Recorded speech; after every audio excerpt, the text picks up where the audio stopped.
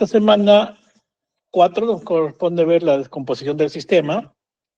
Dos tipos de composición orientada a objetos que tienen en consideración el modelo de dominio. El modelo de dominio no es otra cosa que tener en consideración el diagrama de clases de tipo entidad, porque eso corresponde al modelo de dominio que está orientado al problema. Y el otro es descomposición orientada a flujo de funciones, que es un enfoque de cómo el sistema puede descomponerse utilizando un enfoque orientado a procesos propuesto por Yurdon, ¿no? Como los procesos se descomponen en otros procesos haciendo lo que es la descomposición de arriba hacia abajo de los procesos. Después vendremos un poco de control de ejecución de esos sistemas, control centralizado, ¿correcto? Y control basado en eventos, algo que habían tratado un poco en la exposición.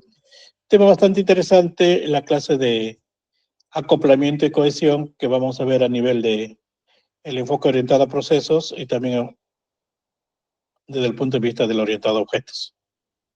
¿Por qué vamos a ver desde el punto de vista del orientado a procesos? Porque cuando desarrollan la programación en PL/SQL, es decir, la parte de la base de datos, programando funciones,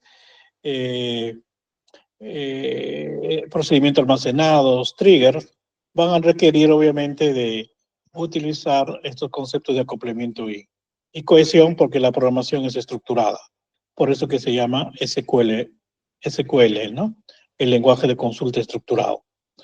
Y obviamente, como estamos desarrollando las otras capas, como han visto el día de hoy, desde el punto de vista del orientado a objetos, vamos a ver también acoplamiento y cohesión entre las clases, fundamentalmente para ver este concepto de acoplamiento y cohesión, y modularidad para verlo desde ambos puntos de vista de cómo podemos también tener este enfoque, ¿no? de descomposición. Y veremos algunas características de diseño que como una ampliación del mismo, ¿no? Entonces, un sistema, para poder ser desarrollado con mayor facilidad, es mejor dividirlo en subsistemas.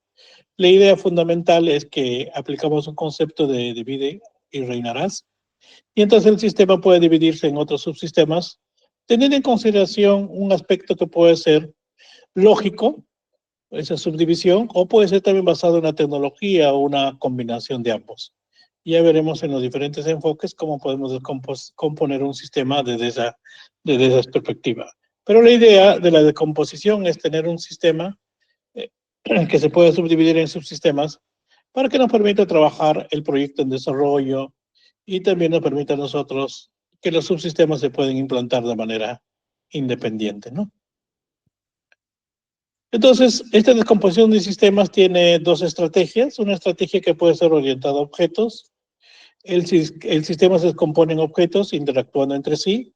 Y lo que vamos a ver aquí en este ejemplo fundamentalmente es un diagrama de dominio, donde vamos a observar una serie de objetos que corresponden a las clases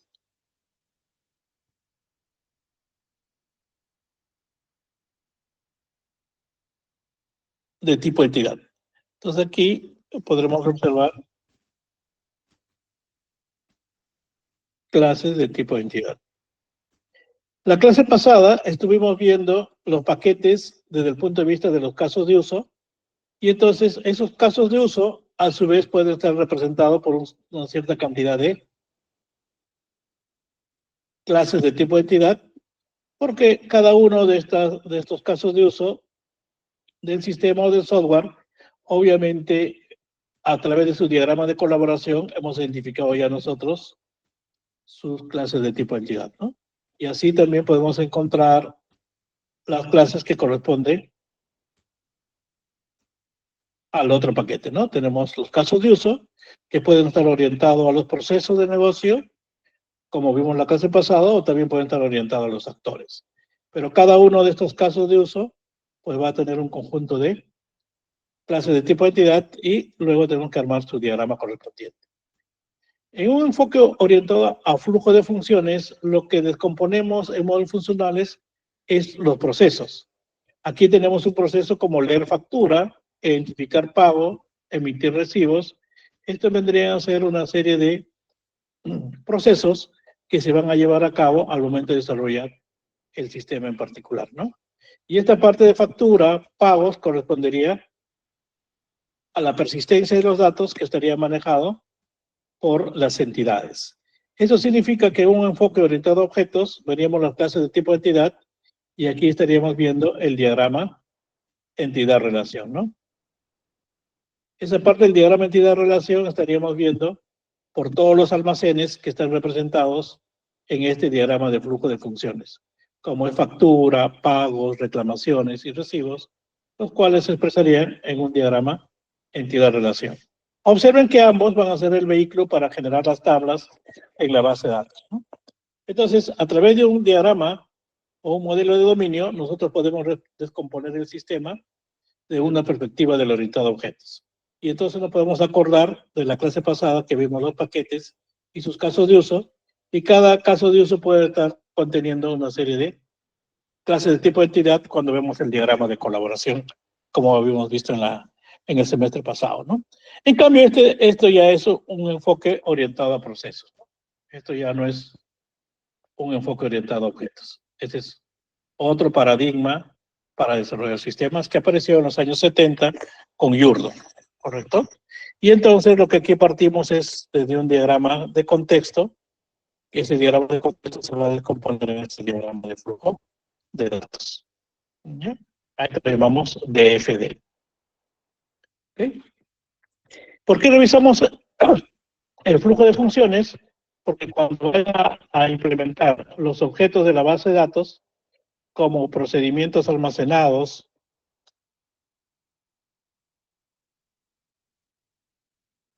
funciones,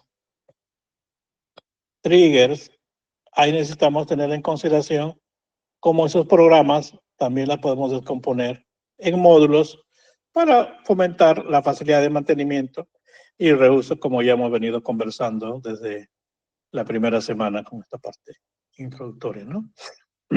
Del curso y la parte de arquitectura. Entonces, aquí también vemos una descomposición orientada a objetos, mostrando obviamente un modelo de dominio, ¿no?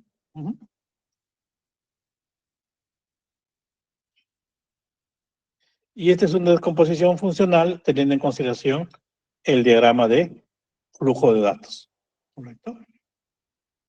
Entonces, cuando hacen el proyecto, ustedes van a tener un lado que se trabaja en Java, que va a estar orientado a objetos, y los procedimientos almacenados, las funciones que se trabajan en Oracle, tendrán obviamente esta documentación para ver la descomposición funcional, su documentación propiamente dicho de los procedimientos almacenados, las funciones, los triggers, etc. Entonces aquí habría una primera tarea para un grupo para que pueda trabajar este tópico, ¿no? Acá habría un grupo. Control de ejecución de los subsistemas. El control de la ejecución de los subsistemas puede llevarse a cabo de dos enfoques, un control centralizado y un control basado en eventos, ¿no? Cuando hablamos del control centralizado, podemos tener el modelo llamada retorno. Fundamentalmente lo que hacemos ahí es que haciendo un diagrama de estructura, nosotros podemos ver estas llamadas y retorno, ¿no? Como vemos que una función puede estar llamando a otra función o a un procedimiento almacenado, por ejemplo. Entonces puede haber una función o un procedimiento almacenado que llama a otro procedimiento almacenado, a otro procedimiento almacenado. Eso significa que este control centralizado hace una primera llamada a este procedimiento, luego devuelve el control al procedimiento que se encuentra en la parte superior y esto llama al procedimiento que se encuentra en la parte inferior. Aquí se pueden representar bucles porque un procedimiento puede llamarse muchas veces o también podría haberse algunas condiciones cuando solamente lo que está en la parte inferior se ejecute basado en un if, ¿no? Una sentencia de control, ¿correcto? Y el otro es el modelo de gestor, que fundamentalmente lo utilizamos en sistemas concurrentes, ¿no? Esos sistemas concurrentes son muy importantes porque puede ser que nosotros estamos viendo en una base de datos que concurrentemente los usuarios quieren actualizar alguna información en la base de datos y cómo manejamos el tema de dicha concurrencia, ¿no? También puede haber en sistemas que tienen que ver con aplicaciones como por ejemplo en IoT, ¿no? Ok, entonces este control centralizado que hablamos de llamada de retorno se muestra en la figura 1.7 y es lo que les había explicado de cómo una rutina puede estar llamando a otras rutinas y así sucesivamente, ¿no? Entonces este programa principal, ¿correcto? O este procedimiento principal está llamando a esta rutina, ¿no? Luego esta rutina está llamando a esta otra subrutina. Una vez que termina de ejecutarse la subrutina 1.1, devuelve la llamada a la rutina 1 y este vuelve a llamar a la rutina 1.2. Observen que estas rutinas podrían hacer bloques de programas que antes trabajábamos, por ejemplo, en Visual Basic, con un sub en sub, por ejemplo, ¿no?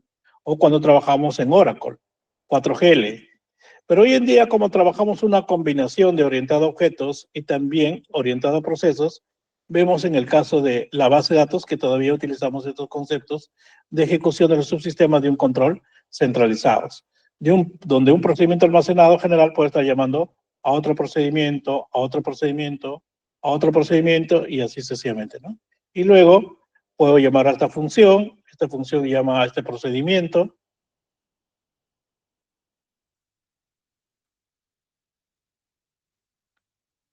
devuelve el control, llama a este procedimiento, devuelve el control y esta función devuelve el control al programa principal, ¿no?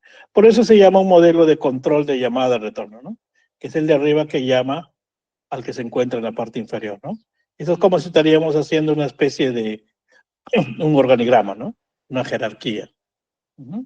El jefe llama a los subalternos y este subalterno que es otro jefe llama a otro subalterno, ¿no? Y entonces estas rutinas para nosotros van a ser una serie de programas que hacemos en PLSQL, por ejemplo, ¿no? Ya no hacemos mucho a nivel de la parte cliente, ¿no? O de negocios. Esto vendría a ser un control de un modelo control centralizado, pero para un sistema, por ejemplo, en tiempo real, ¿no? Podría ser, por ejemplo, un sistema de control eléctrico, por ejemplo, ¿no? Está pasando la señal eléctrico que se está transmitiendo la energía del Mantaro hacia Lima y entonces podría haber una serie de equipos que están chequeando en cada poste donde se va transmitiendo la energía. Si en algún momento se cae un poste en particular para que la energía no se pierda, se cierra un switch y se diga, se ha caído un poste en tal altitud y latitud para encontrarlo a través de un GPS, ¿no? Para darle su ubicación geográfica, ¿no? Entonces, esto puede manejarse ahí. También puede ser, como les había comentado, en IoT, cuando trabajamos una serie de sensores, por ejemplo.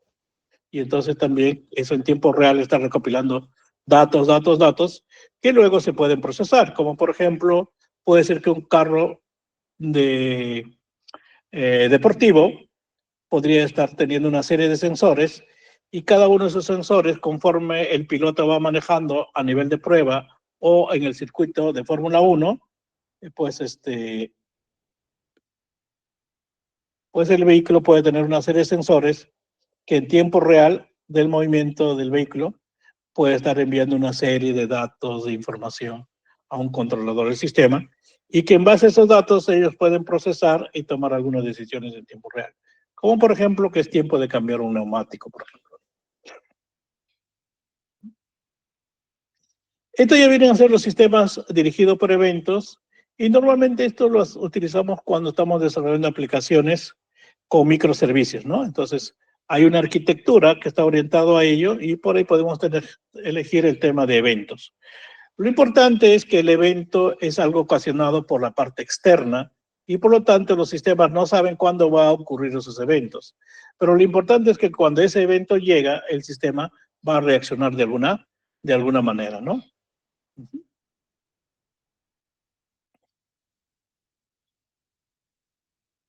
¿Ok?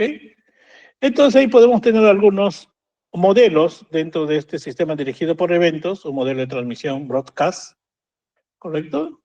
Este dice, estos modelos, un evento se transmite a todos los subsistemas, cualquier subsistema que haya sido programado para manejar ese evento, puede responder a él. Entonces va a haber una especie de un bus que va a estar respondiendo a una serie de subsistemas en función de los eventos que están ocurriendo, ¿no? Eso podría ser, por ejemplo, como hemos utilizado el modelo pizarrón, por ejemplo, ¿no?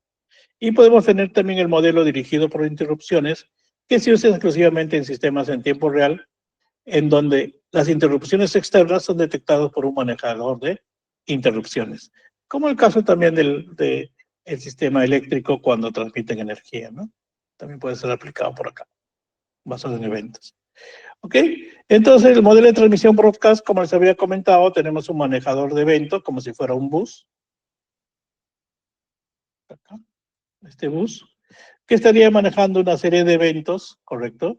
Estaría encolando los eventos cuando estos sobrepasan la capacidad de atención por parte del manejador de eventos, y una serie de subsistemas que están enviando eventos a este manejador de eventos y también estamos teniendo algunas respuestas correspondientes, ¿no? ¿Qué es lo que se debe hacer cuando ocurre tal o cual cosa, ¿no? Como por ejemplo en el caso de los postes de transmisión de energía eléctrica, por ejemplo, ¿no? En cada punto que se puede estar censando si la energía que se recoge en un lugar está llegando hacia el otro lugar, ¿no? Sin muchas pérdidas. Entonces, esos sistemas broadcast también puede ser utilizado por los sistemas tipo streaming, por ejemplo, ¿no? Que utilizan como, por ejemplo, Netflix, etcétera, ¿no? Ok, entonces en esta parte, como siempre, utilizando mapas conceptuales, explicar el control centralizado y el control basado en eventos y explicar, utilizando ejemplos, el control centralizado. Ahí también cuando decimos utilizar ejemplos, su diagrama de clases y su programa correspondiente en Java, ¿no?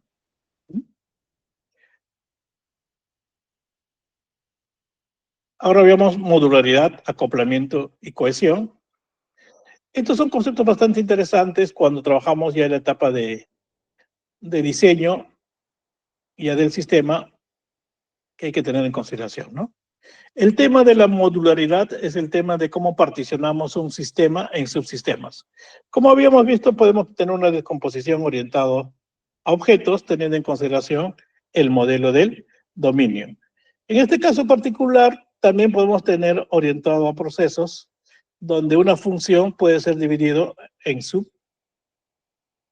subfunciones, ¿no? Es una función, puede ser dividida en subfunciones y esta a su vez en otras tareas mucho más pequeñas, ¿no? Ya está. Y acá aplicaríamos el concepto de llamada retorno, ¿no? El padre llama al hijo, el hijo a su vez a su hijo y esto a su vez a su hijo. El hijo responde a su padre y a su padre, ¿no? Una vez que esto determina, tiene el control, recién llama a estas otras funciones o tareas, ¿no? Y así sucesivamente. Uh-huh. Eso significa que los que están en la parte superior es como si fuera un jefe y un empleado. Los que están arriba toman la decisión a quiénes llamar, ¿no? Y cuándo llamar, ¿no? Uh-huh. Ese es fundamentalmente lo que ocurre en el ser humano, ¿no? Siempre hay una jerarquía, ¿no? Alguien que manda, alguien que hace, ¿no?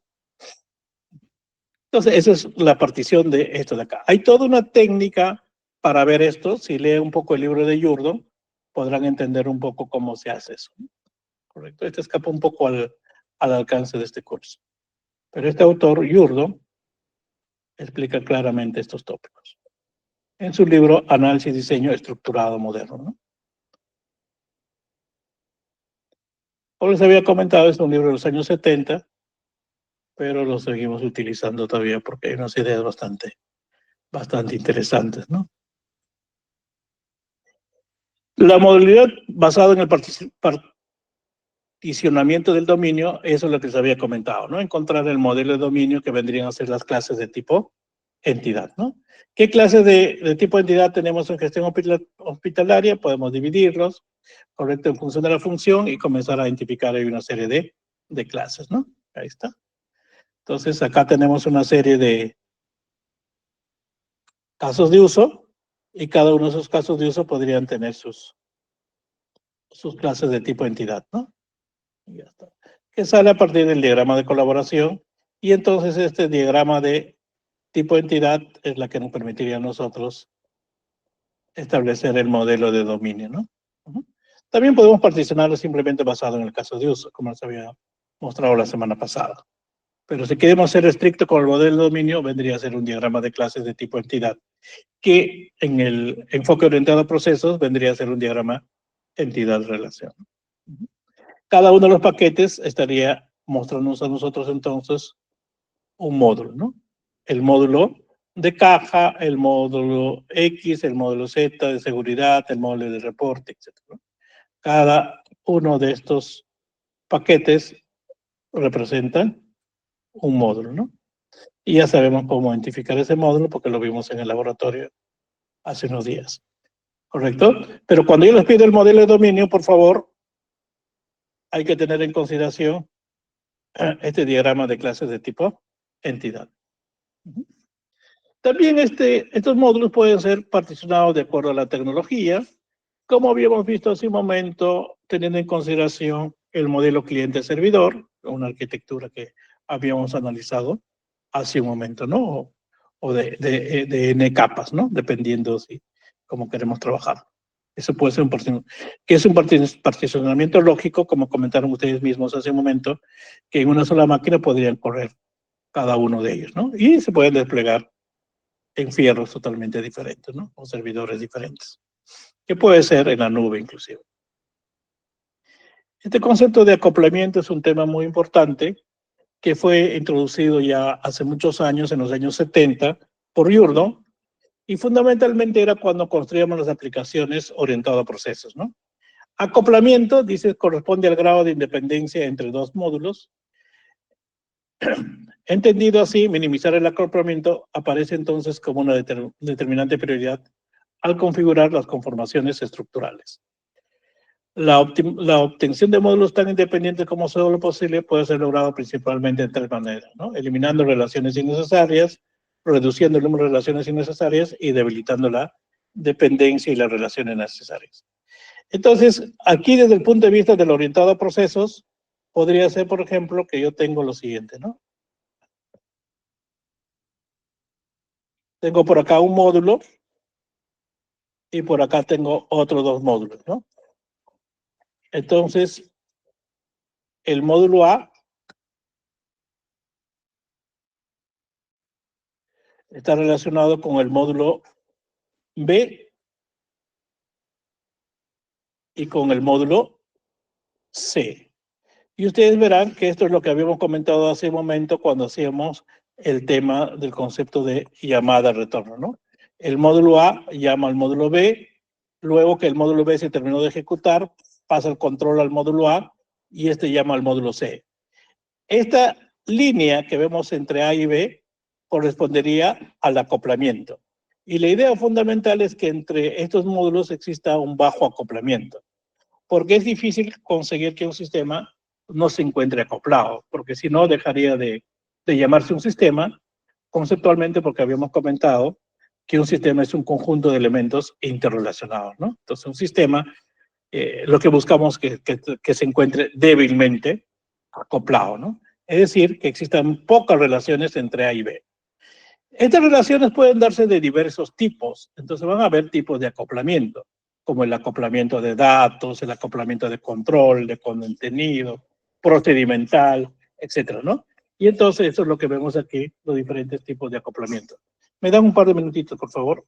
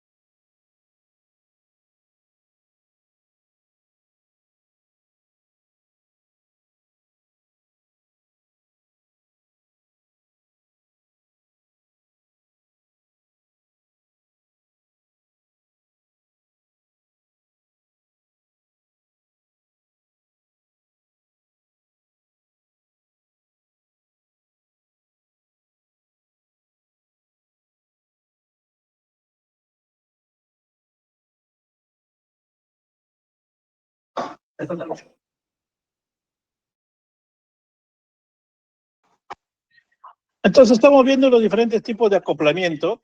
Estos tipos de acoplamientos obviamente lo estamos viendo desde el punto de vista del orientado a procesos, ¿correcto? Esto es el enfoque orientado a procesos, por favor. Cuando ven el orientado a objetos van a ver que estos tipos de acoplamientos se siguen manejando, pero ya no entre subrutinas o módulos que nosotros lo llamamos, o más sencillo, lo que ustedes han visto con su curso de base de datos, un procedimiento almacenado llamando a otro procedimiento almacenado o a una función. ¿Se acuerdan? Entonces, cuando hay este tipo de llamadas, va a ocurrir el acoplamiento entre un módulo A, un módulo B y un módulo A con el módulo C. Puede haber un acoplamiento de datos porque aquí pasamos solamente datos, ¿no? Por ejemplo, un dato podría ser el código del pedido, ¿no? O el número de pedido. Es un dato nada más, ¿no? Eso está bien. El acoplamiento es un acoplamiento normal, correcto, que puede haber entre ellos, correcto. Aquí.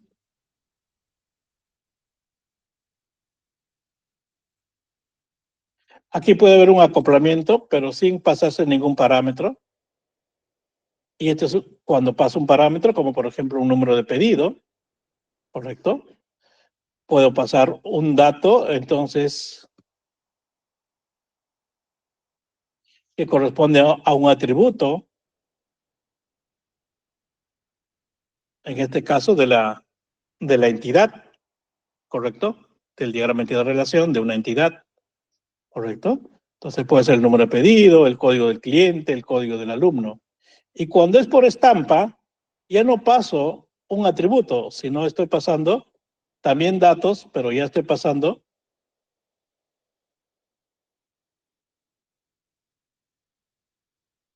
toda la estructura de la entidad, toda la entidad.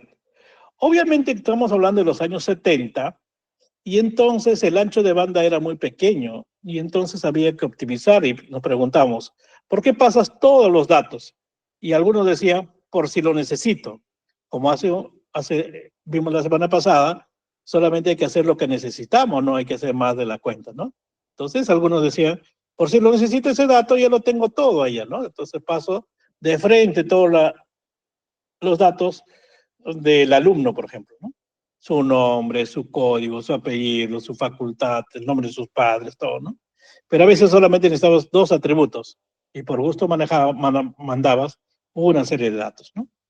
Entonces, después hay uno de control, que ya lo que se pasa es un dato de tipo booleano, ¿no? Es decir, verdadero o falso, ¿no? Booleano, ¿correcto? Cuando hay el acoplamiento de control, eso significa que el que llama y el que recibe la llamada, cuando recibe este control, aquí adentro va a utilizar un if. Y ese if lo va a manejar con este dato de control. Acoplamiento común, correcto, va a ser cuando estamos apuntando, por ejemplo, a la base de datos, ¿no? Y estamos apuntando a una tabla pedido y los módulos están haciendo un insert, un update sobre ella, ¿no? A eso se llamamos acoplamiento común. Veamos un poco más en detalle todo este caso, ¿no? El acoplamiento normal, decimos que dos módulos A y B están normalmente acoplados, sí. Un módulo A llama a un módulo B, como vemos acá. B retorna el control A, porque el módulo que toma el control es A. Entonces, cuando B termina, le devuelve el control A para que continúe ejecutando otras líneas de sentencia. No se produce ningún traspaso de parámetro entre ellos. No se pasa ni datos, ni de control, ni de estampa, nada de esas cosas, ¿no? Cuando hay un acoplamiento de datos, dice dos modos están acoplados por datos si ellos se comunican por parámetros, siendo cada parámetro una unidad elemental de datos.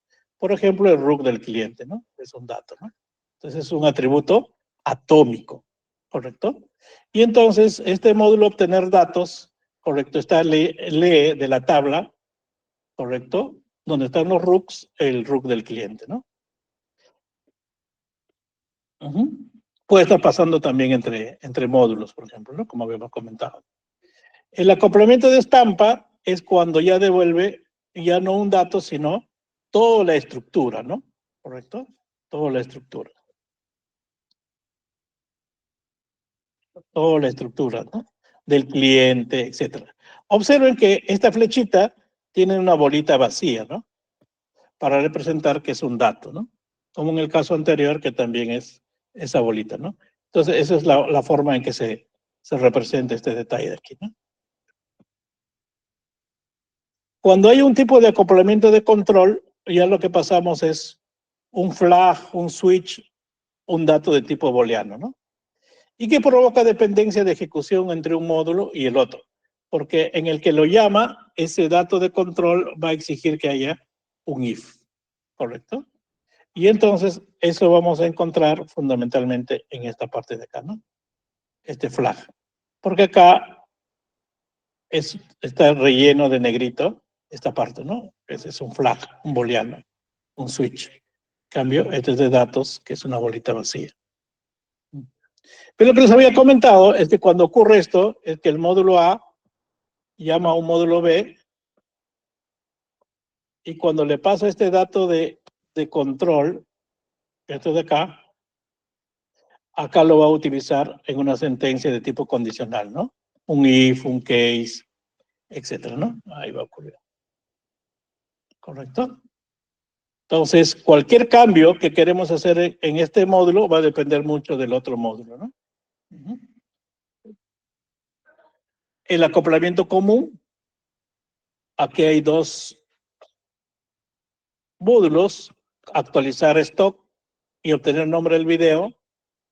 Ambos están apuntando a esta tabla llamado leer registro de video y ambos apunten al mismo, ¿no? Entonces eso lo llevamos a acoplamiento común, ¿no? ¿Ok? Y también hay un acoplamiento por contenido, que eso se utilizaba muchos años atrás y hoy en día quizás ustedes ya no lo ven, cuando utilizamos la programación en Assembler, ¿no? Cuando ya utilizábamos sectores de memoria, ¿no? ¿Correcto? Y decíamos un move para decir que se vaya a mover en tal sector en la memoria del disco, ¿no? Ya eso ya no lo hacen ustedes hoy en día, ¿no? Pero ese era un tipo de acoplamiento. Entonces, todos estos tipos de acoplamientos que vemos en el orientado a procesos, ¿correcto? Como les había comentado, podemos hacer una jerarquía de lo que es bueno y lo que es malo, y podemos decir lo siguiente, ¿no?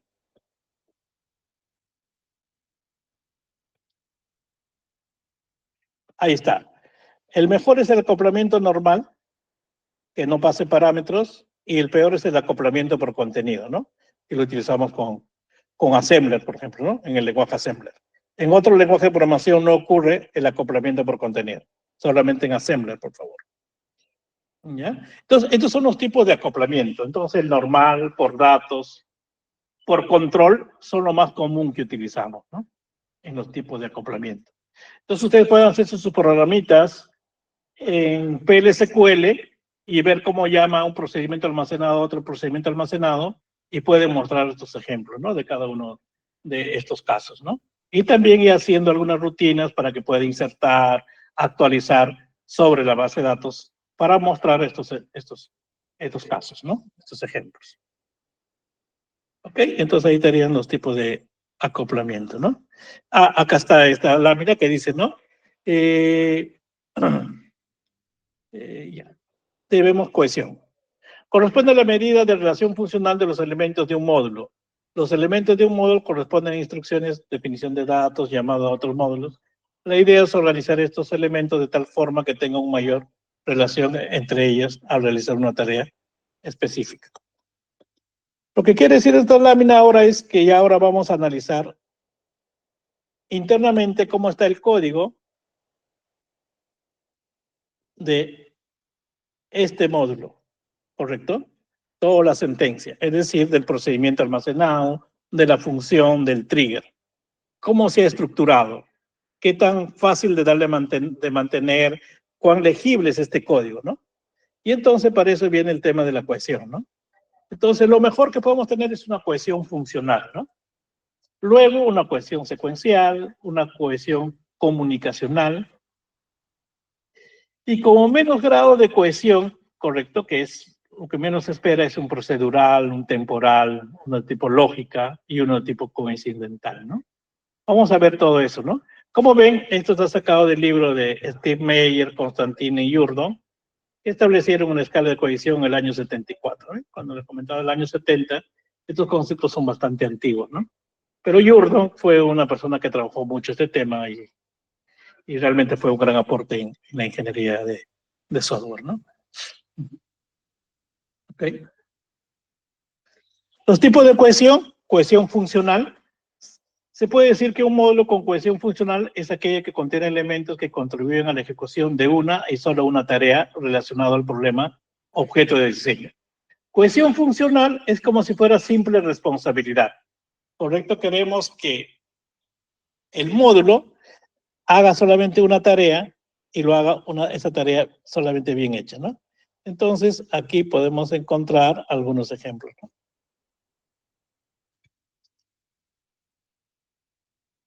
Acá, por ejemplo, esto sería un módulo y solamente él hace una tarea, calcular el coseno de un ángulo, ¿no? Habría otro módulo que sería calcular la tangente, otro módulo, la cotangente de un ángulo, ¿no? ¿Correcto? O calcular el IGB de una factura, podría ser otro módulo.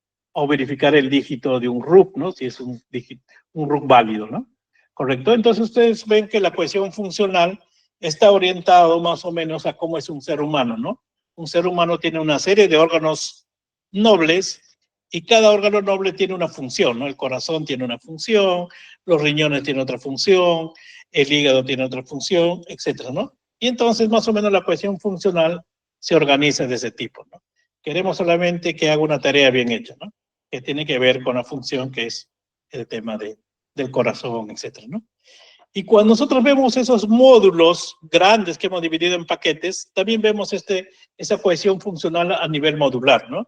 Y podemos decir, lo juntamos toda aquella gente que trabaja en contabilidad, toda aquella gente que trabaja en producción, toda aquella gente que trabaja en logística, porque tienen conocimientos, capacidades totalmente relacionadas entre sí, ¿no?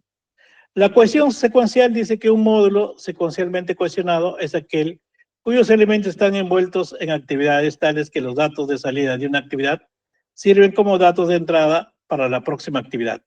Es decir, que todas estas tareas que se llevan a cabo en un módulo están relacionados con un concepto, que la salida de un módulo es la entrada del otro módulo, ¿no? La salida de un módulo es la entrada del otro módulo. Esto sería como si estaríamos viendo una arquitectura, tuberías y filtros, ¿no? ¿Correcto? Una especie de organización así, ¿no? Y entonces la idea es que si yo quiero calcular el salario, dice primero debo obtener cuál es su sueldo básico, ¿no? Entonces, teniendo el sueldo básico, ahora puedo determinar cuántos días ha trabajado, ¿no? Cuántos días ha dado de permiso, cuántos días ha tenido de licencia. Y en función de ello puedo determinar cuántas horas efectivamente ha laborado en el mes de septiembre, ¿no? Y por lo tanto puedo decir que le corresponde un descuento por horas de que él no ha laborado, ¿no? Puede ser que ha llegado tarde o no ha venido a trabajar. Y luego con esto también puedo adicionarle como agregarle horas extras, ¿no? Y entonces, para calcular el salario, yo necesito saber cuánto es su haber básico, cuánto gana al mes. Por ejemplo, vamos a pensar de un congresista que gana pues 20,000 soles, ¿no? Ya está. ¿Cuántos días ha trabajado? Vamos a calcular ahí, ¿no? El número de días que ha laborado, ¿no? Días laborados. Ya está. Queremos saber también cuál es el número de días que no ha trabajado, ¿no? Ya está. Días que no ha laborado. ¿Cuántos minutos llegó tarde, no? Ya está. No sé si por el trabajo que ellos tienen lo manejan a minutos de tardanza, ¿no? Y entonces con ello yo puedo determinar el número de días que ha trabajado durante el mes y por lo tanto cuánto le cuesta de descuento, ¿no? Puede ser que tengan algún bono y se le puede agregar también, ¿no? Como un ingreso. Entonces, todas estas cosas están íntimamente relacionadas, ¿no? Conociendo algo, yo puedo continuar verificando otros datos, ¿no? Como por ejemplo, teniendo el código del empleado, saco saber básico, teniendo el código del empleado, calculo los días trabajados, los días que no ha trabajado, las horas de tardanza, etcétera. etcétera, etcétera, y con eso puedo calcular el salario de una persona, ¿no? Ya está.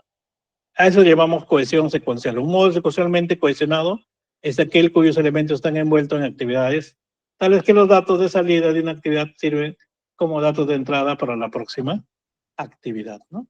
¿Correcto? Ya está. Cohesión comunicacional.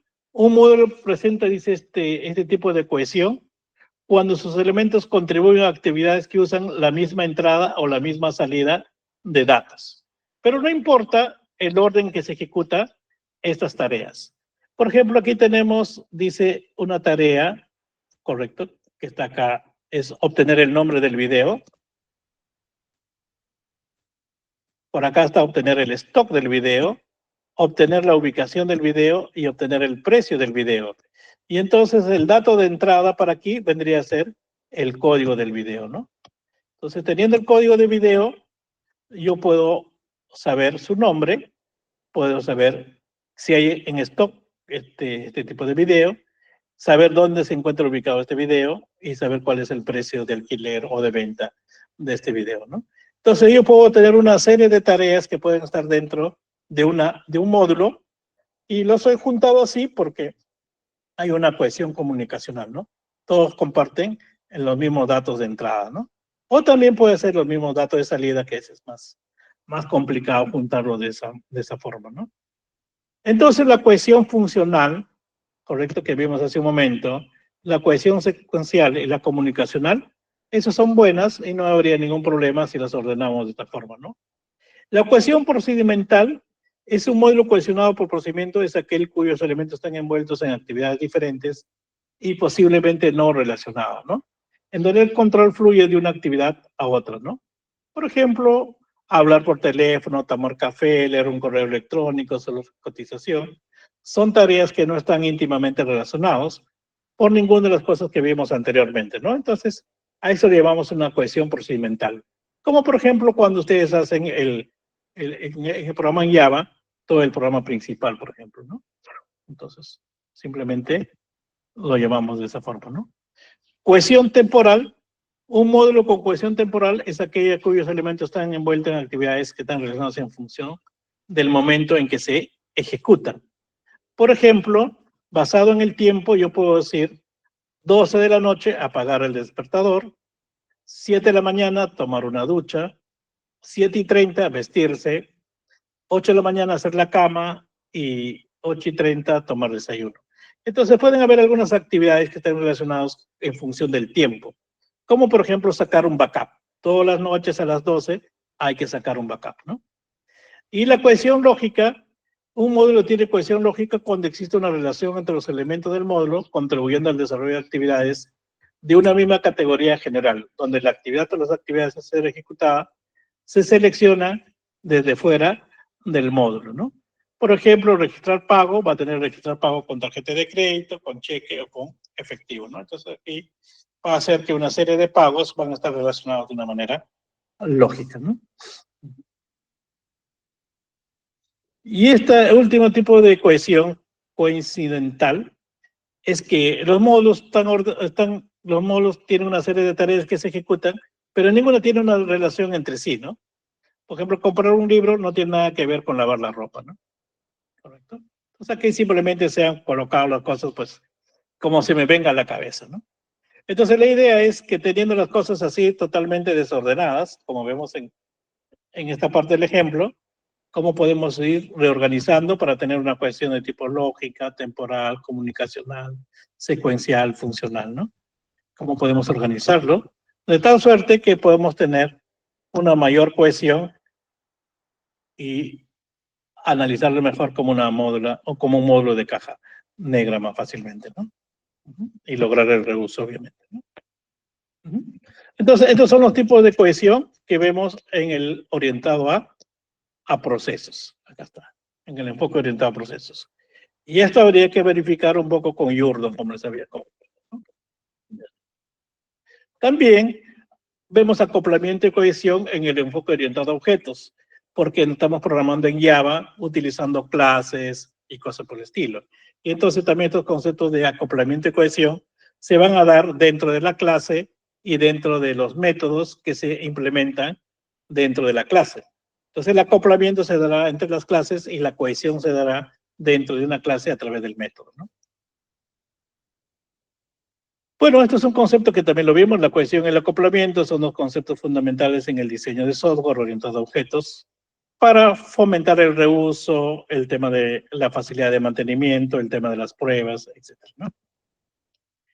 Las cohesiones que se manejan en el orientado a objetos son la cohesión funcional, ya lo vimos hace un momento, y la idea que la cohesión funcional buscamos es que se lleve a cabo una sola tarea, es decir, la clase realiza una sola función o tarea específica. Es decir, cumple el principio de simple responsabilidad, ¿no? Que vimos el principio de simple, de responsabilidad simple o de única responsabilidad, ¿no? Que vimos en el SOLID, en el principio SOLID. Y la cohesión secuencial, la clase realiza una serie de tareas relacionadas en una secuencia específica, ¿no? Y la comunicativa, la clase utiliza datos comunes para realizar varias tareas relacionadas. Obviamente cada uno de este tipo de cohesión puede significar un problema al momento de programar en Java y hay una forma de cómo podemos ir resolviéndolo, ¿no? ¿Correcto? Cuando trabajamos con el orientado a procesos, bajamos solamente para llegar a que sea funcional y cosas por el estilo, ¿no? En el orientado a objetos tenemos algunas salidas, ¿no? Por ejemplo de una cohesión funcional, dice vamos a tener una clase llamado validador de correo electrónico. Entonces esta clase solamente va a tener una sola tarea, va a determinar si el correo electrónico tiene toda la estructura. Por ejemplo, tiene la arroba, tiene el dominio, etcétera, ¿no? Y entonces esta clase lo que se va a encargar es de hacer solamente esa tarea, ¿no? Y va a decir, ok, si está bien el correo electrónico, entonces puedes disparar la notificación, ¿no? Vía servidor de correo.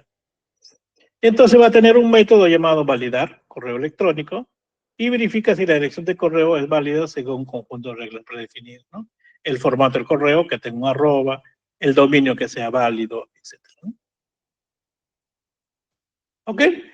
Mejora la claridad, la clase tiene un propósito claro y específico. Si en algún momento alguien dice, mira, ¿por qué no llegó ese correo? Porque si este dominio está bien, iremos simplemente de todas las 500 clases, diremos, ¿cuál es la clase que hace esta tarea? Ah, la clase que verifica correo electrónico. El nombre ya nos dice dónde lo podemos encontrar, ¿no? El que verifica, el que valida el correo electrónico. Por el nombre podemos ubicarlo rápidamente, ¿no? Y entonces vamos a ese lugar y veremos el método que implementa, obviamente, verificar esto. Y podemos corregir porque puede aparecer un dominio que hoy en día no es válido, pero que en el futuro podría ser válido. Y entonces incrementamos o quitamos esa regla, indicando de que ahora también esta dirección es válido, ¿no? O lo contrario, podemos decir que esto ya no es válido, ¿no?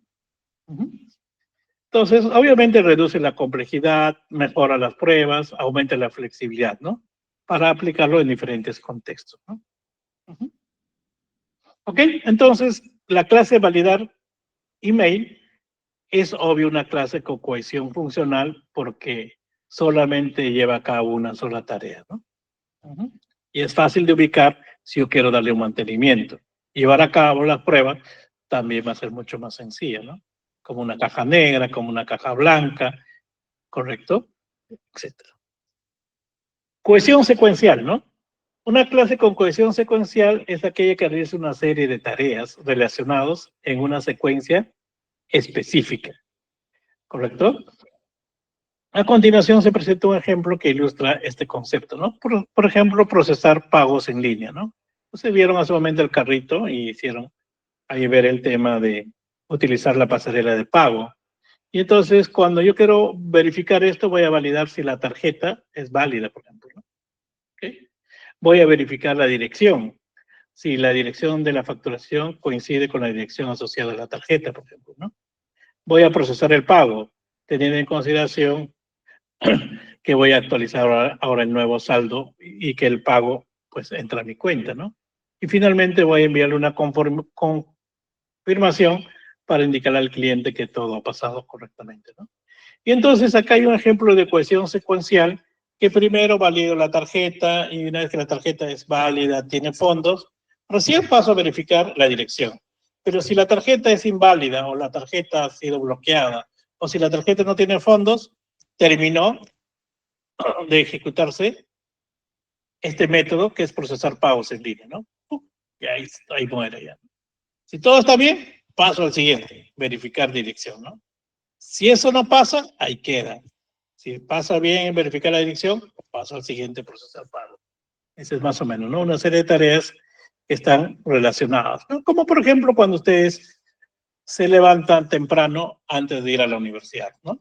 Entonces, se levantan, correcto, toman un baño, se visten, toman su desayuno y toman el bus para dirigirse a la universidad, ¿no? Entonces, una serie de tareas que se llevan en una secuencia específica, ¿no? Nadie va a tomar desayuno y luego bañarse, una cosa por el estilo. Va a haber un orden, ¿no? Y ahí vamos a tener entonces esa secuencia de tareas que habíamos comentado, ¿no? Estos conceptos son sacados de Jordan, como les había comentado, pero están aplicados ahora a una clase, ¿no?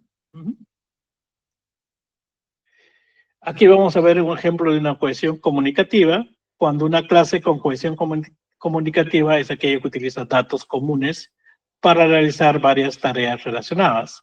Esos datos comunes son los datos de entrada, ¿no? Para llevar a cabo estas tareas, ¿no?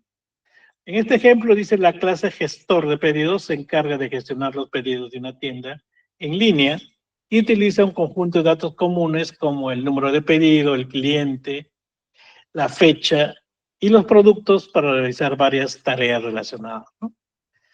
Y entonces va, por ejemplo, calcular el total, ¿no? Entonces este método calcular total va a tener en consideración, por ejemplo, el número de pedido, ¿correcto? Para calcular el total del pedido en función de ese número único de pedido y obviamente los productos y sus precios, ¿no? Va a generar la factura teniendo en consideración también el número de pedido y también los datos del cliente y los productos pedidos.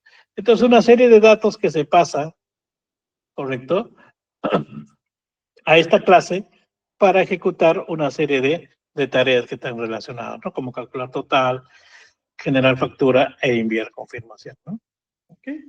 Entonces, podemos organizar las clases de diferente forma, ¿no? Uno, con una cohesión funcional, teniendo en concepto de responsabilidad única, ¿correcto? Una cohesión secuencial, que las tareas se encuentren ejecutándose en un orden en particular, y eso puede estar en una clase, todos esos métodos, o en una cohesión comunicativa, una serie de métodos están organizados en una clase porque comparten un conjunto de datos en común, ¿no? Como había comentado hace un momento, ¿no?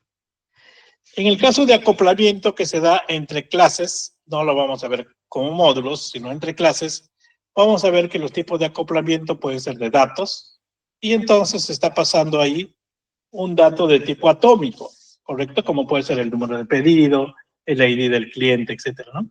O también, en este caso, se puede estar pasando toda una estampa, todo la estructura, ¿no? Aquí no hace la distinción entre acoplamiento de datos y acoplamiento de estampa, ¿no? Porque hoy en día el ancho de banda es bastante lo que disponemos hoy en día, ¿no? Salvo en provincia, ¿no? Acoplamiento de control es cuando el flujo de ejecución de una clase depende de la otra clase, ¿no? Entonces va a pasar ahí un booleano, ¿no? Y finalmente un acoplamiento de contenido, ¿no? Cuando está apuntando todos a un mismo punto de referencia. ¿Ok? Acá hay un ejemplo de un acoplamiento de datos, ¿correcto? Entre las clases pedido y la clase gestor de pedido, ¿no? Y entonces este acoplamiento dice que gestor de pedido está haciendo uso de un atributo que se encuentra en la clase pedido llamado total. Acá se ha puesto en color negrita para poder visualizar ahí, ¿no? Y entonces por este atributo hay un acoplamiento de datos, ¿no? La idea es que no tengamos un acoplamiento de datos, sino que ese acoplamiento de datos podemos resolverlos utilizando un método que nos pueda devolver el total del pedido, pues, ¿no? Entonces, eso es lo que comentamos ahí. ¿Y cómo se puede resolver?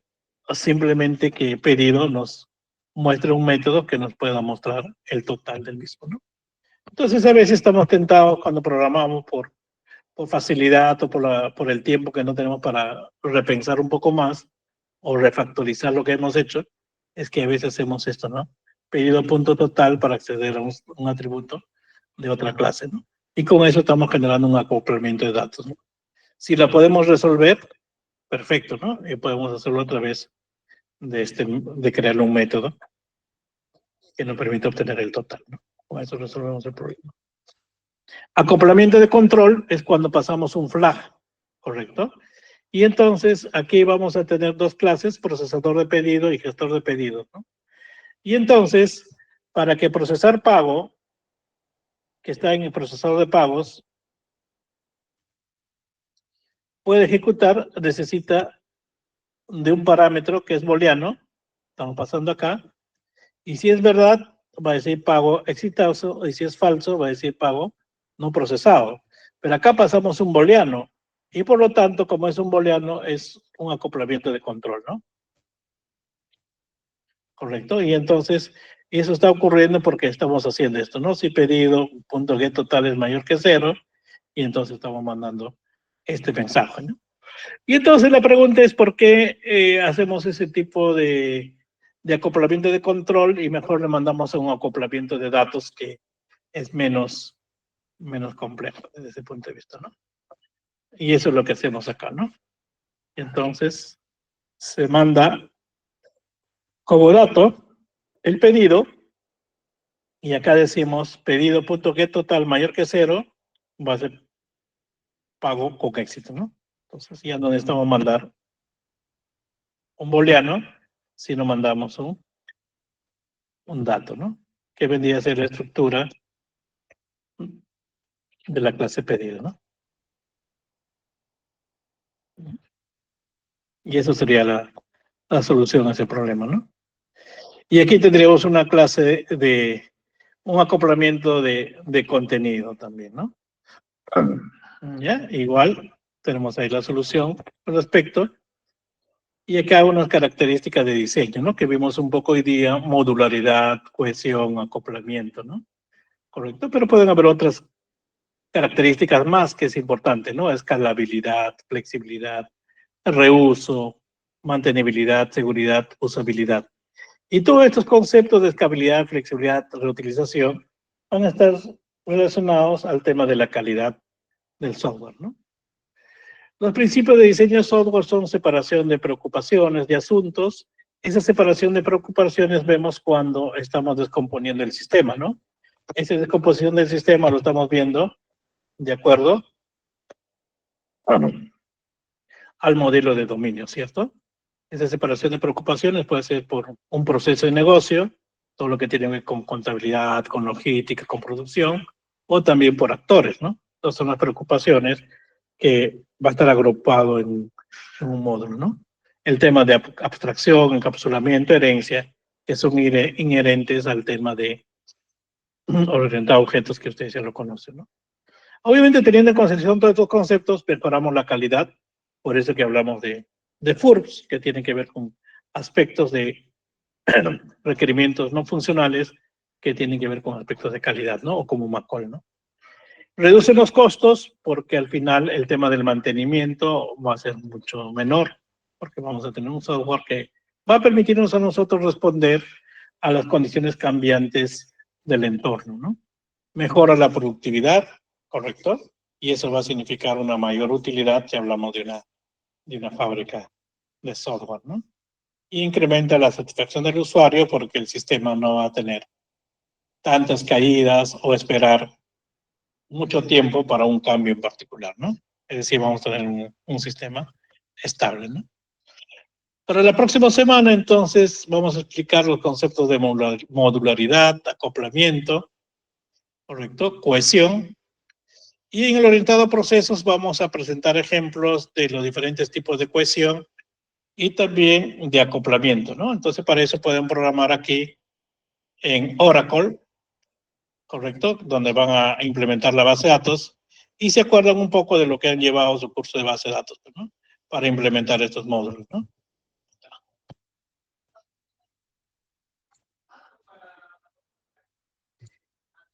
Ahí está. Y luego también hay que explicar un poco cada uno de los tipos de acoplamiento en el orientado a objetos, ¿no? Y para eso hacemos un caso en particular y podemos luego implementarlo en Java, ¿no? Como teníamos por acá, ¿no? Igual para el caso de acoplamiento, explicamos un poco el ejemplo de modularidad y ampliar los conceptos vistos en clases, como siempre. Hasta ahí llegaremos a la clase de hoy. Creo que tenemos que tomar lista.